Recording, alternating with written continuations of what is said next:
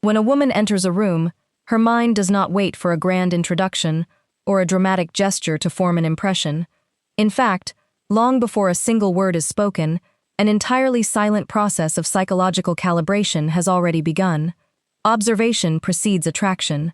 Most men assume that making an impression requires volume, flashiness, or meticulously rehearsed lines. They believe attention is captured by what is loud and obvious. Yet female psychology operates on a much deeper, more observant frequency. She notices the invisible details. She notices how you handle a momentary pause in conversation. She notices the subtle tension in your shoulders when an unexpected noise occurs. These micro-behaviors are not random tics. They are unfiltered broadcasts of your internal emotional state. Evolutionary psychology tells us that women had to become master readers of micro-cues for survival. Spotting minute shifts in environment and demeanor kept them safe. That ancient instinct remains fully active today, directed not toward physical danger, but toward social and emotional safety. Micro-behaviors reveal true character. When you walk into a room, you might think you are simply moving from one place to another. To her, you are offering a masterclass in how you relate to the world around you. Is your breath shallow? Are your fingers tapping out a rhythm of quiet anxiety? Or is your breathing deep, your frame settled, your presence anchored in the present moment? You cannot fake calm through words alone. This is why the silent calibration is so powerful. It bypasses the conscious filter of polite conversation and speaks directly to her subconscious. Before you have even uttered a greeting, she has already registered whether you are a source of calm or a source of friction. Attraction follows the path of least resistance, and friction repels, while grounded stillness draws her attention inward. As we examine how these micro-behaviors manifest in physical space, remember this foundational truth. She is not looking at what you pretend to be. She is reading the quiet, unscripted language of who you actually are when you think nobody is watching. Master your calibration, and the introduction takes care of itself. Let us explore how this silent language translates directly into spatial awareness and physical ease.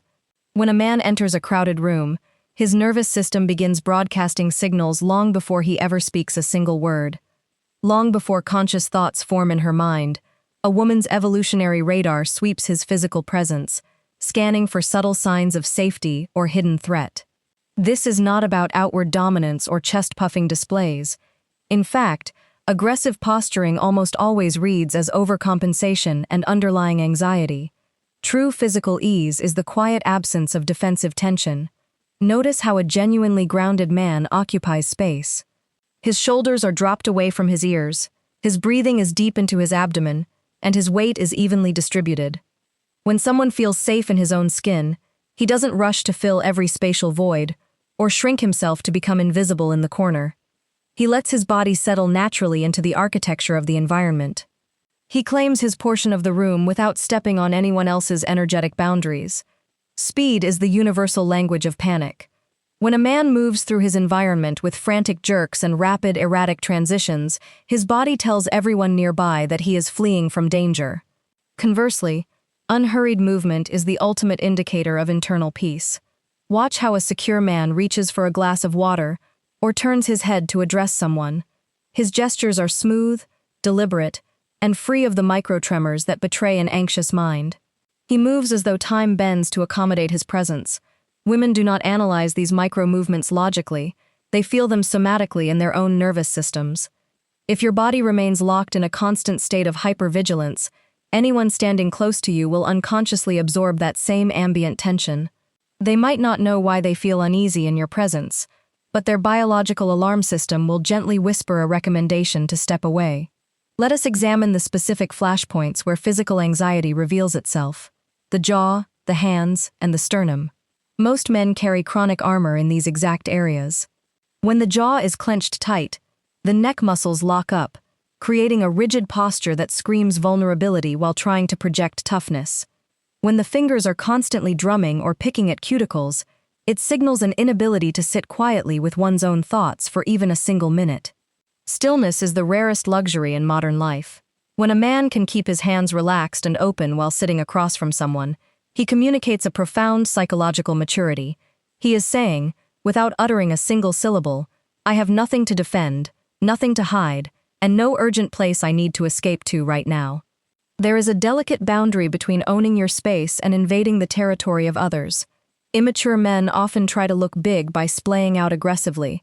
They take up 3 seats on a train or lean too far into conversational personal space, forcing the other person to lean away in self-defense. True physical ease is porous yet firm. It expands to fill the room gracefully when there is room, but it contracts respectfully when quarters are tight. Confidence knows its own boundaries, so it never needs to trespass. Women notice this social calibration instantly. They observe whether you notice when someone needs to walk past you or if you remain stubbornly anchored. A man who flows around obstacles without irritation shows a nervous system that is flexible, resilient, and entirely at home in the physical world. Your body tells the truth long before your lips ever get the chance. So the next time you walk into a room, pay attention to the cadence of your stride. Drop your shoulders away from your ears. Let your breathing slow down. Allow yourself to inhabit your physical frame fully, without apology and without pretense. That quiet physical comfort is what safety looks like in human form.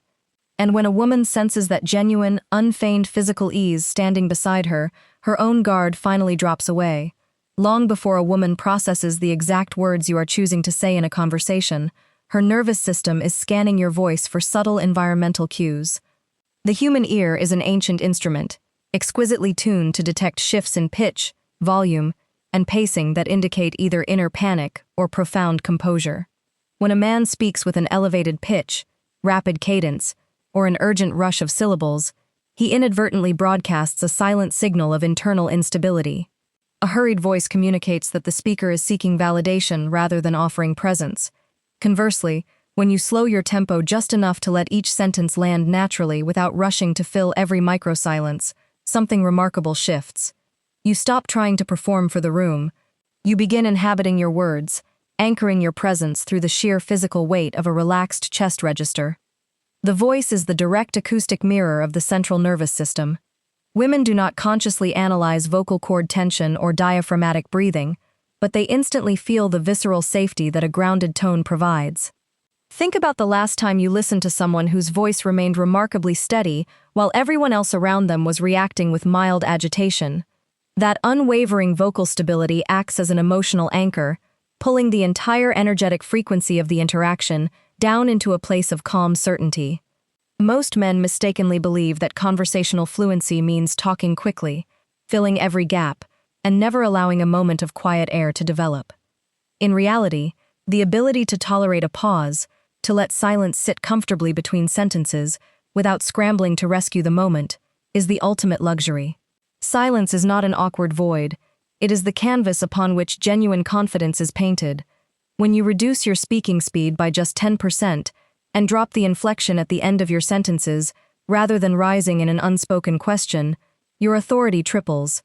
Rehearsed pickup lines and witty retorts fall flat because they carry the frantic energy of preparation, smelling faintly of desperation and social anxiety.